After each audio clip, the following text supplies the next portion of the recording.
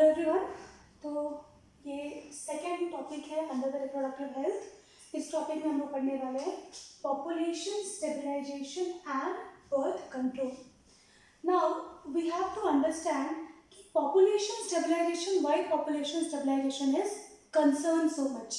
तो अभी आज के टाइम में we have increase health facilities, we have so many doctors coming out every years, we have lots of hospitals and other healthcare services, and because of that our living condition has been improved accordingly. हम जो है आज ज़्यादातर बीमारियों से लड़ पाते हैं क्योंकि हमारी जो हेल्थ केयर फैसिलिटी है वो काफ़ी अच्छी है पहले के वक्त से। पहले के ज़माने में ऐसा सुनते थे कि सिर्फ प्लेग से या छोटी मोटी बीमारी से पूरे के पूरे गांव खत्म हो जाते थे, पूरी की पूरी पॉपुलेशन खत्म हो जाती थी। पर आज एट दिस मोमेंट और at this scenario we have different sort of scientists, the researchers, laboratories and other health facilities wherein we all work together and find a different and particular healthy lifestyle. तो उस healthy lifestyle की वजह से, उस healthy facilities की वजह से एक population जो है वो बहुत अचानक से बहुत तेजी से आगे बढ़ी है। ठीक है, तो उस बढ़ते हुए पॉपुलेशन को हमें क्या करना है, स्टेबलाइज करना है। ठीक है, we have to maintain it और we have to keep it at a stable state. If it is destabilise it is very difficult to control. तो हमें बढ़ते हुए पॉपुलेशन को स्टेबलाइज करना है और उसके लिए क्या करना है, we have to use different birth control methods. तो ये हम लोग इस टॉपिक में आज पढ़ने वाले हैं। तो सबसे पहले हम लोग ये देखते हैं, सबसे पहला पॉइंट यहाँ पे MMR और IMR, ये क्या होता है। तो अब क्योंकि जो पॉपुलेशन जो है वो बहुत तेजी से बढ़ी है, तो उस पॉपुलेशन बढ़ने की वजह से क्या हो गया, maternal mortality rate. What is MMR? It is maternal mortality rate. Maternal mortality rate क्या होता है, प्रेगनेंसी से मरने वाली जो महिलाएं हैं उसका क्या रेट है। तो पर्टिकुलर प्रेगनेंसी से जो महिलाएं या जो माताएं मर जाती है उसकी रेट जो है वो काफ़ी कम हुई है। Similarly the infant mortality rate, what is infant mortality rate, हर 1000 बच्चे में कितने बच्चों की मौत हुई। ठीक है, that is called the infant mortality rate. So both this mother mortality rate and this infant mortality rate, ये दोनों ही कम हुई है। क्यों कम हुई है? Because of the increased health facility, because of so many hospitals and other health supervisors. तो इसकी वजह से क्या हुआ, हमें क्या करना पड़ा, basically what are the things government has taken care is under the reproductive हमारा and child health care program, governmental non-governmental organization ने ये स्प्रेड करना शुरू करा message that we have to take care of our population। उसी वक्त हम दो हमारे दो करके भी एक स्लोगन आया था जिसमें बहुत सुंदर सुंदर चित्र बनाते हैं, माता पिता होते हैं और एक छोटी सी लड़की, छोटा सा लड़का होता है। Just to give a quite good message to the people, to the couple, that we should have 2 babies and that is more than enough. Next part is हमारे यहाँ जो है वो marriageable age जो है that is increased up to 18 for female and 21 for male. इससे कम उम्र में शादी करना illegal माना जाता है। Then we will talk about what are birth control and what are ideal contraceptive. देखो कॉन्ट्रासेप्टिव वर्ड का क्या मतलब है, contraceptive is something to avoid pregnancy. तो what are the ideal contraceptive, एक आइडियल कॉन्ट्रासेप्टिव कैसा होना चाहिए। तो अब देखो मुझे अगर कॉन्ट्रासेप्टिव चाहिए, अगर मैं घर के बाजू वाले दुकान में गई और वहां पर वो मौजूद नहीं है तो it is not ideal. So the ideal contraceptive is something जो कि अवेलेबल हो कहीं पे भी, मैं आसपास की दुकान में मेडिकल शॉप में जाके वो अवेल कर पाऊँ, that is very important. It should not be very costly, बहुत ज़्यादा महंगा नहीं होना चाहिए, अदरवाइज जो छोटे फैमिली के लोग हैं, जो पुअर कैटेगरी के लोग हैं, they can not use it. So there are some features for an ideal contraceptive. What are those features? The first thing is it should be user friendly. अब पता चला कि हमारा जो पिल है वो एक डब्बे के अंदर है, वो दूसरे डब्बे के अंदर है, उसके पीछे कुछ पिन कोड है, मतलब it should not be very complicated, right. It should B जैसा लाइक अ पिल, एक दवाई की जैसी ऊपर निकालो और खा लो, तो बहुत कॉम्प्लिकेटेड नहीं होना चाहिए, it should be user friendly. ठीक है, अब उसको अंदर लेने में दिक्कत हो रही तो रफ भी नहीं होना चाहिए, काफी स्मूथ कैप्सूल होनी चाहिए जो पानी से आराम से ले सके अंदर, इजी अवेलेबल, आसपास के मेडिकल शॉप में आराम से मिल जानी चाहिए, इफेक्टिव, हम उसको यूज कर रहे हैं तो कॉन्ट्रासेप्शन का हमारा जो मेथड है it should be achieve, the aim should be achieve.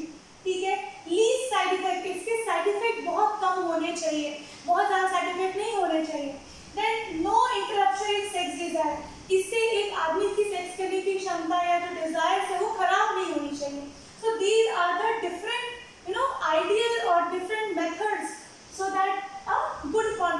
Can be created. तो अब ये तो हो गया कि आइडियल कॉन्ट्रासेप्टिव कैसा होना चाहिए। अब नेचुरली हमारे पास कैसे कैसे कॉन्ट्रासेप्टिव हमारे पास है, तो हमारे पास आपके कॉन्डम्स अवेलेबल है, इंट्रायूट्राइन डिवाइसेस है, बहुत सारे कॉन्ट्रासेप्टिव इंजेक्शंस है, हार्मोन्स, ड्रग्स है, स्टरलाइजेशन के मेथड है, डायफ्राम है, पीरियोडिक एब्स्टिनेंस है। तो ये सारे को एक ग्रुप में बांटा गया है, तो हम लोग बात करेंगे ग्रुप के हिसाब से, ठीक है। सबसे पहला क्या है हमारा, नेचुरल एंड ट्रेडिशनल मेथड। तो ये नेचुरल और ट्रेडिशनल मेथड का क्या मतलब है, इसमें 3 पार्ट में इसको डिवाइड किया गया है। पहला है पीरियोडिक एब्स्टिनेंस, दूसरा है कोइटस इंटररप्टस एंड तीसरा है लैक्टेशन अमेनोरिया। तो बात करते हैं इसके बारे में। सबसे पहला है पीरियोडिक एब्स्टिनेंस। देखो मंथली साइकिल हम लोगों ने पढ़ा, for a women 28 days on an average हम लोग एक मंथ का साइकिल लेते हैं। In that particular cycle day 10 से लेकर के डे 17 तक का जो डे होता है, बेसिकली जो मैंने आपको पढ़ाया कि 14 डे में ओव्यूलेशन होता है, पर ये ऑन एवरेज है। तो अगर हम डे 10 से लेकर के डे 14 तक रखते हैं या डे 17 तक एक रखते हैं, जिसमें most of the women will come. तो इन दिनों में if you avoid getting pregnant और if you avoid the meeting of sperm and ovum, obviously you will avoid the pregnancy. तो ये जो पीरियोडिक एब्स्टिनेंस है, इसका ये मतलब है कि ओव्यूलेशन के दिनों में मीटिंग नहीं हो।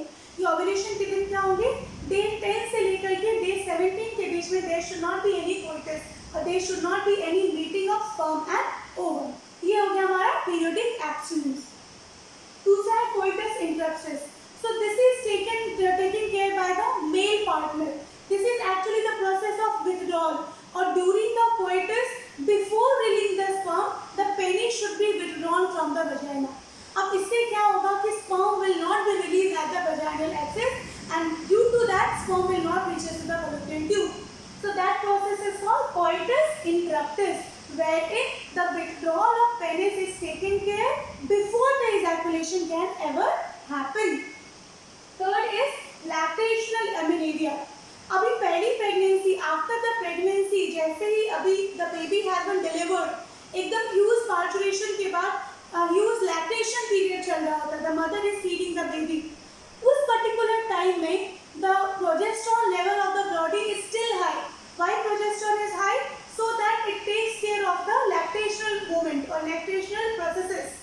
अब प्रोजेस्टेरोन का लेवल हाई है because of the FSH and LH will not work, and when FSH and LH is not released in the body, follicles are not released and therefore ovulation doesn't happen, and when ovulation doesn't happen, fertilization cannot be possible.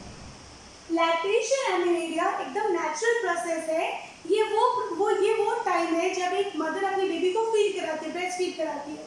उस particular time में ovulation नहीं होता है, और क्योंकि उस particular time में ovulation नहीं होता है तो प्रेगनेंसी का खतरा भी नहीं होता है। इसको हम लोग कहते हैं लैक्टेशनल एमेनोरिया। बाकी के जो मेथड्स है उसको हम नेक्स्ट सेक्शन में पढ़ेंगे। तो अभी इस लेसन में क्या पढ़ा उसको हम रिवाइज कर लेते हैं। हमने पढ़ा कि इंक्रीज हेल्थ फैसिलिटी की वजह से मैटरनल मोर्टेलिटी रेट और इन्फेंट मोर्टेलिटी रेट काफ़ी कम हो गया है, और जो हमारा ये reproductive child and health care system है वो हम दो हमारे दो, और इस तरह से बहुत सारे ऐसे स्लोगन्स बना रहे, कोट्स बना रहे ताकि पॉपुलेशन को स्टेबलाइज कर सके। उसके अलावा आइडियल कॉन्ट्रासेप्टिव्स के हम लोगों ने पढ़े कि आइडियल कॉन्ट्रासेप्टिव कैसा होना चाहिए, यूजर फ्रेंडली होना चाहिए, इजीली अवेलेबल होना चाहिए, इफेक्टिव होना चाहिए, साइड इफेक्ट नहीं होने चाहिए। उसके बाद हम लोगों ने पढ़ा कि बर्थ कंट्रोल मेथड क्या क्या है।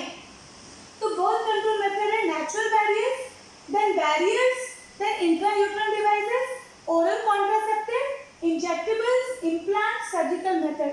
ये सबको डिटेल हम लोग नेक्स्ट चैप्टर में पढ़ेंगे। हम लोग अभी नेचुरल ट्रेडिशनल मेथड में हम लोगों ने क्या पढ़ा, पीरियोडिक एब्स्टिनेंस पढ़ा। इसमें क्या होता है, during the ovulation time that is days 10 to 17 fertilization or you can say coitus can be avoided. Coitus interruptus, withdrawal of the penis so that ejaculation could not happen, the semen should not be released. Next is lactation amenorrhea. During the breastfeeding time the follicles are not generated, ovulation doesn't happen, therefore naturally fertilization cannot happen, pregnancy cannot happen. Rest जो हमारे birth control के methods है next lesson में हम लोग पढ़ेंगे, next time पढ़ेंगे। Thank you very much for watching, have a nice day.